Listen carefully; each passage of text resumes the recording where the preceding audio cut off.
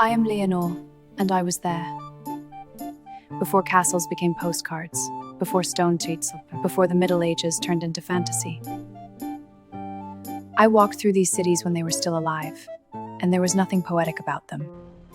If you imagine a medieval city with clean streets, smiling people, and cozy taverns, forget that image now. Because living in a medieval city meant surviving. Cities woke before the sun, not because of organization, but because noise never stopped. Hammers, carts, shouting, animals, hurried footsteps. The smell arrived before any person, a mixture of smoke, feces, rotten food, wet leather, sweat, and death. You get used quickly to what you have no choice but to endure. The streets were narrow. Houses leaned toward each other like tired old bodies. The higher you looked, the less sky you saw. Everything stayed permanently damp. And where there is moisture, disease thrives. Most houses had only one room. Sleeping, cooking, and living happened in the same space. Privacy did not exist. At night, rats walked freely everywhere. No one screamed. They stopped being monsters. They became unwanted neighbors. Clean drinking water was a luxury. Wells existed inside cities, often close to latrines. You can imagine the result. Still, people drank from them. When water seemed suspicious, they mixed it with weak beer. Yes, children drank beer, not for pleasure, but to survive. Markets were spectacles of sound and stench. Fish under the sun, meat hanging, flies everywhere, hands touching everything. Species were not used for flavor. They were used to hide rot. Work began early. Children worked. Elderly worked.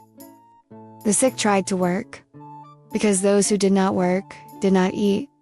There was no retirement, only usefulness. When you stopped being useful, you began to disappear. Professions shaped destiny. Children inherited their parents' trades, not from romance, but from lack of choice. Dreams did not buy bread. Most people never left their city. The world, for them, ended at the walls. And even inside those walls, danger was constant. Fires were common. Wooden houses. One mistake, and entire blocks vanished. People threw buckets. Often, they only watched. Saving your own home was already difficult. At night, the streets became dangerous. No public lighting. Shadows moved. People hid. Some neighborhoods were avoided even by the desperate. But the true threat was still invisible. It did not announce itself. It usually began the same way. A fever, fatigue, a cough. At first, no one worried. Someone was always sick. Until suddenly, many were sick, and the city began to change. I still remember the first time I knew something was wrong. The silence. Not complete silence. A strange silence. Fewer voices. Fewer laughs. Doors started staying closed during the day. That was not normal. A closed door meant trouble. Bells began to ring.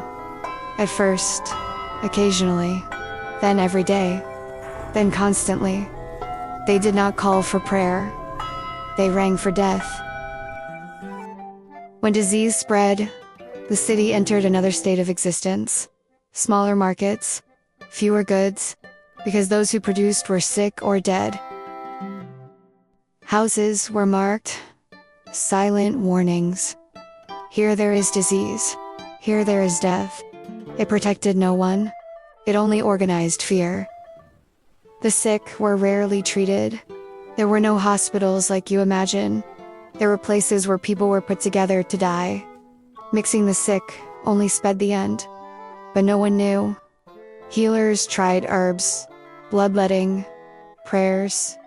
Nothing worked. When someone died, the body did not remain at home. The smell attracted insects. And fear, bodies were placed on carts. Stacked. No ceremony. No coffin. No name. Mass graves formed outside the walls. Sometimes inside. Bodies piled. Nameless. Storyless.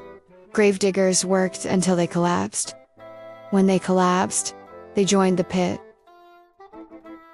Some days, even carts were not enough.